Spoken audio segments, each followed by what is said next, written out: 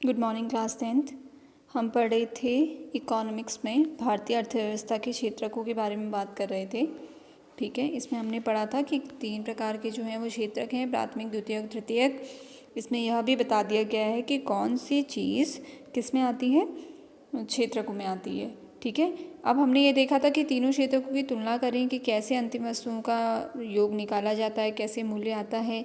ठीक है, अब थोड़ा सा अगर बात करें कि क्षेत्रकों के ऐतिहासिक परिवर्तन में, यानी कि कहा जाता है कि पहले की अगर बात देखें, कुछ वर्ष पहले की बात देखें तो जो हमारा प्राथमिक सेक्टर था, यानी कि जो प्राइमरी सेक्शन है, ठीक है, जहाँ पर हम क्या कर रहे हैं, कृषि कर रहे थे, वो जो सेक्टर है वो काफ़ी अच्छा था और वहाँ से काफ़ी ज़्यादा विकास होता था। ठीक है, धीरे धीरे कृषि की समस्याएं जो हुई वो लोगों के सामने आने लगी। ठीक है, और थोड़ी थोड़ी कुछ वजह की वजह से ये जो प्राथमिक क्षेत्रक है यह बिल्कुल नीचे आ गया। परंतु बात करें कि अगर पहले की वर्ष की बात करें तो सबसे पहले जो बहुत एक ऊंचाइयों पर था वो था हमारा प्राथमिक सेक्टर जो था कृषि, क्योंकि भारत एक कृषि प्रधान देश भी रहा है। तो इसी वजह से जो कृषि है यहाँ से सबसे ज़्यादा नेशनल इनकम बनती थी, क्योंकि ज़्यादातर लोग किसान थे और बहुत सारी ऐसी तकनीकियाँ भी थी जिनसे कृषि होती थी। वह जो कारखाने हैं वो वगैरह नहीं थे, तो जितने भी लोग थे ज़्यादातर किस पे लगे रहते थे, कृषि पे। तो इस वजह से जो प्रथम पार्ट है यानी कि क्षेत्रक है उसमें ज़्यादा जीडीपी थी। अब धीरे धीरे विगत 100 वर्षों की बात कहें तो द्वितीय जो तृतीय क्षेत्रक हैं उनमें ज़्यादा तेज़ी आने लगी है। द्वितीय क्षेत्रक हमने देखा था कि क्या है, इंडस्ट्रियलाइजेशन है, विनिर्माण है, यानी कि जहाँ पे कारखाने वगैरह होते हैं। तो हमने अभी हिस्ट्री में हम पढ़ ही रहे हैं कि क्या है, औद्योगिकरण होता रहता है जैसे जैसे, तो लोग अपना जो मेन काम है उसे छोड़कर सब औद्योगिकरण करने लगते हैं। ठीक है, तो ऐसे ही कारखाने आए। अब कारखाने सब एक दूसरे से रिलेट है ना, अगर कारखाने बढ़ रहे हैं, प्रोडक्शन बढ़ रहा है, बड़ी बड़ी कंपनियां आ रही हैं, ठीक है, तो उनको ले जाने के लिए एक जगह से उस सामान को एक जगह से दूसरी जगह ले जाने के लिए हमें तीसरे जो तृतीय क्षेत्रक है उसकी आवश्यकता होगी, क्योंकि वो सेवा क्षेत्रक है। ठीक है, उतनी ही बैंक की ज़रूरत होगी, उतनी ही ऋण की ज़रूरत होगी, गाड़ियों की ज़रूरत होगी। तो कुछ वर्षों में देखा गया है कि कृषि सेक्टर से ना आके ये जो हमारा एक राष्ट्रीयता की ओर हम बढ़े हैं, हमारा विकास देखें आर्थिक, तो वो सेकेंड और थर्ड यानी कि द्वितीय और तृतीय क्षेत्रक से हमें प्राप्त हो रहा है। और इसकी एक सामान्य स्थिति ये भी है कि इसीलिए प्राप्त हो रहा है क्योंकि अब जो है वो कृषि करना जो है या फिर कृषि योग्य जो जितनी भी भूमि है उसमें कमी आई है, और अभी सारे ही लोग जो हैं बहुत एक ज़्यादा परसेंट जो भाग है वो द्वितीयक और तृतीय क्षेत्रक में लगा हुआ है। तो इस वजह से जो सक्रिय भाग कहा जाएगा वो द्वितीयक या तृतीयक होगा। आ गई थी बात समझ में। पर पहले जो था, अगर पहले की बात करें तो पहले कृषि जो क्षेत्रक था यानी कि प्राथमिक क्षेत्रक था वो बढ़ा हुआ था। अब देखिए तीनों की तुलना भी करी दिखाई गई है 2013 या 14 वर्ष नवीन। ठीक है, इसमें ये जो डायग्राम है, बार डायग्राम उससे बताया गया कि 1973 और 74 में देखिए कि जो ब्लू है वो प्राथमिक सेक्टर है आपका। ठीक है, जो ब्लू है वो प्राथमिक सेक्टर है, रेड है द्वितीयक और ग्रीन है तृतीयक। तो यहाँ पर आप देखेंगे कि प्राथमिक क्षेत्र कितना रहा था और फिर रेड कितना रहा, ये द्वितीय कितना है और तृतीय कितना है। ठीक है, अब यहाँ की बात करें तो यहाँ पर देखेंगे आप 2013 और 14 में जो तृतीय क्षेत्रक है उसका परसेंट ज़्यादा है comparison to blue and red, it means primary और द्वितीयक में। ठीक है, तो यहाँ पर जो तृतीय सेक्टर है ये ज़्यादा एक्टिव है। ठीक है, इतना इसमें बताना था। तो देखो क्या हो रहा है, फिर ये नीचे भी आपको आंकड़े दिए गए हैं कि कैसे कहाँ पर कौन कौन से क्षेत्रक जो हैं वो बढ़ते हैं और कहाँ कहाँ पे जो क्षेत्रक है उनमें जो घाटा हो रहा है वो हो रहा है। ठीक है, तो यहाँ पर हमने इसमें यही एक जानने की चीज़ है। एक हम ये देखेंगे कि अधिकांश लोग कहाँ नियोजित हैं। अगर हम वर्तमान परिप्रेक्ष्य की बात करें तो हमें ये समझना आवश्यक है कि जो व्यक्ति हैं, आधे से ज़्यादा व्यक्ति जो हैं वो कहाँ पर हैं, कौन से क्षेत्र में नियोजित हैं। ठीक है, तो द्वितीय क्षेत्रक में जितना भी नियोजन है नहीं उसमें हो रहा है, और प्राथमिक क्षेत्रक में जो नियोजन है वो नहीं हुआ है, क्योंकि इसमें एक समस्या हमारे पास आती है, वह समस्या है अल्प बेरोजगारी की। अब ये अल्प बेरोजगारी क्या है? ठीक है, अल्प बेरोजगारी को पहले ये भी देख लीजिए कि क्या कहते हैं, छिपी हुई बेरोजगारी भी कहते हैं।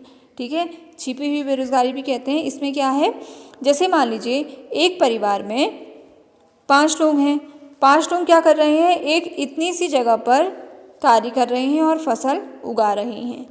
ठीक है, मान लीजिए इस खेत में केवल कितने हो सकते हैं, 2 3 4 5 6 पेड़ ही क्या हो सकते हैं, मक्के के हो सकते हैं, और इतना, इससे ज़्यादा इसकी जो खेत की कैपेसिटी वो नहीं है। ठीक है, और एक परिवार में कितने लोग हैं, 3 4 5 लोग हैं, और ये सारे क्या हैं, इस खेत में जाके काम कर रहे हैं। ठीक है, चाहे ये कितना भी काम कर लें, पर इस खेत की जो कैपेसिटी है वो कितनी है, सिर्फ 6 पेड़ हैं। तो यहाँ पर हमें क्या होगा, यहाँ पर ये सारे जने काम करते हुए तो दिखाई देंगे, क्योंकि ये सुबह उठ रहे हैं, काम पे जा रहे हैं, ये सभी, ये भी, ए भी, बी भी, सी डी ई सब जा रहे हैं। ठीक है, और ये क्या है, काम करते हुए तो दिखाई दे रहे हैं, पर जो रिजल्ट है उसमें इनका कोई सहयोग नहीं है। कहने का मतलब ये है कि अगर केवल 2 व्यक्ति भी जाते, ठीक है, अगर 2 व्यक्ति भी इस खेत को करते तो भी कितना प्रोडक्शन होता, 6 का ही प्रोडक्शन होता। पर क्या हो रहा है, पर अभी सारे ही व्यक्ति जा रहे हैं तो प्रोडक्शन तो चाहिए हो रहा है, पर ये हमें काम करते हुए नजर आ रहे हैं, है ना। तो इस प्रकार की बेरोजगारी को क्या कहा जाता है, अल्प बेरोजगारी, जहाँ पर व्यक्ति काम करते हुए तो नजर आता है, पर उसका जो रिजल्ट है यानी कि प्रोडक्शन है, उससे प्राप्त लाभ है वो कम होता है। ठीक है, तो ये जो बेरोजगारी है ये कहलाती है अल्प बेरोजगारी, जिसे हम छिपी हुई बेरोजगारी भी कहते हैं।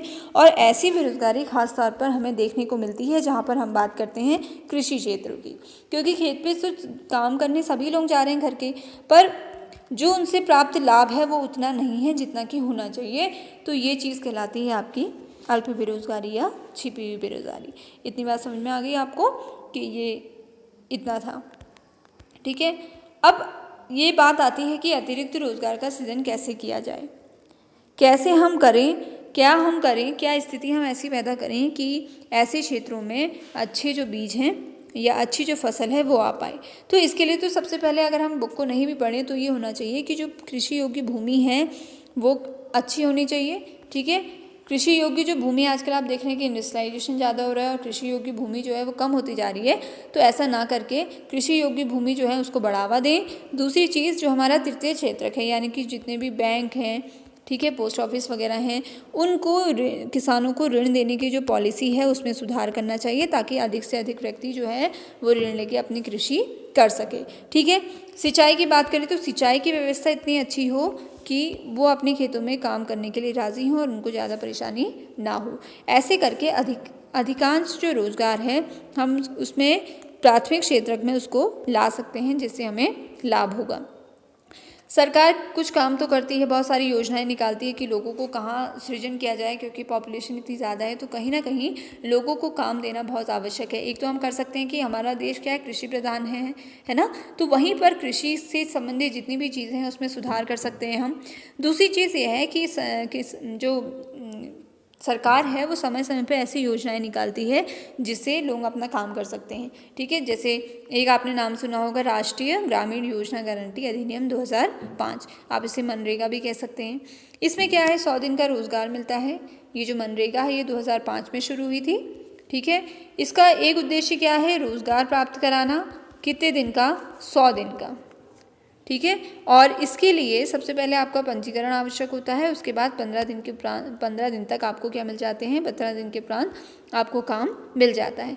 तो ऐसी जो चीज़ें हैं, ऐसे अधिनियम जो हैं वो बनाए जाते हैं ताकि लोगों को क्या किया जा सके, यहाँ पर सुनियोजित किया जाए, ताकि जो बेरोजगारी की समस्या है या काम का सृजन है वो अच्छी तरीके से हो पाए। ठीक है, अब देखिए यहाँ तक, अभी तक हम बात कर रहे थे कि जो क्षेत्रक हैं वो बटे हुए हैं कितने में, 5, 2 में बटे हुए, 3 में बटे हुए हैं, प्राथमिक, द्वितीयक और तृतीयक। अब हम बात करेंगे कि एक और रूप है बंटने का, जो है संगठित और असंगठित। ठीक है, 2 चीज़ों में प्राथमिक या काम को हमने बांटा है, क्षेत्रकों को बांटा है। एक हमने कहा है संगठित और दूसरा कहा है संगठित, असंगठित। सिंपल सी बात जान लीजिए कि संगठित वो हैं जहाँ पर गवर्नमेंट पूरी तरीके से कार्य करती है, यानी कि जितनी भी गवर्नमेंट सर्विसेज हैं वो संगठित हैं। ध्यान से सुन लीजिए, एग्जाम्स में आते हैं। जितनी भी चीज़ें क्या हैं, गवर्नमेंट ऑथराइज्ड हैं, यानी कि जहाँ पर गवर्नमेंट काम करती है वो है संगठित, और जहाँ पर प्राइवेट सेक्टर काम करता है वो हो गई आपकी असंगठित। ठीक है, तो इन दोनों में अभी हम आगे डिटेल में पढ़ेंगे, पर एक छोटा सा इंट्रो ले लीजिए कि संगठित में ऐसी चीज़ें आएंगी जहाँ पर जो चीज़ें गवर्नमेंट ऑथराइज होंगी, यानी कि सरकारी नौकरियाँ या सरकारी चीज़ें। असंगठित में जहाँ पर कोई व्यक्ति अकेले पर्सनल तरीके से काम करता है, यानी कि प्राइवेटाइजेशन। जैसे आपके गवर्नमेंट स्कूल भी होते हैं और प्राइवेट स्कूल्स भी होते हैं। ठीक है, तो जो गवर्नमेंट स्कूल हैं वो आपके आ गए संगठित क्षेत्र में, जो आपके प्राइवेट स्कूल्स हैं वो आ गए आपके असंगठित क्षेत्रों में। तो इस तरीके से अब हम इनकी विशेषताओं को जानने की कोशिश करेंगे कि क्या संगठित में क्या होता है, असंगठित में क्या है, दोनों में क्या समानताएं हैं, दोनों के क्या लाभ हैं और क्या हानियाँ हैं। ठीक है, इतना समझ में आ गया। नोट्स बनाते चलिए इसमें।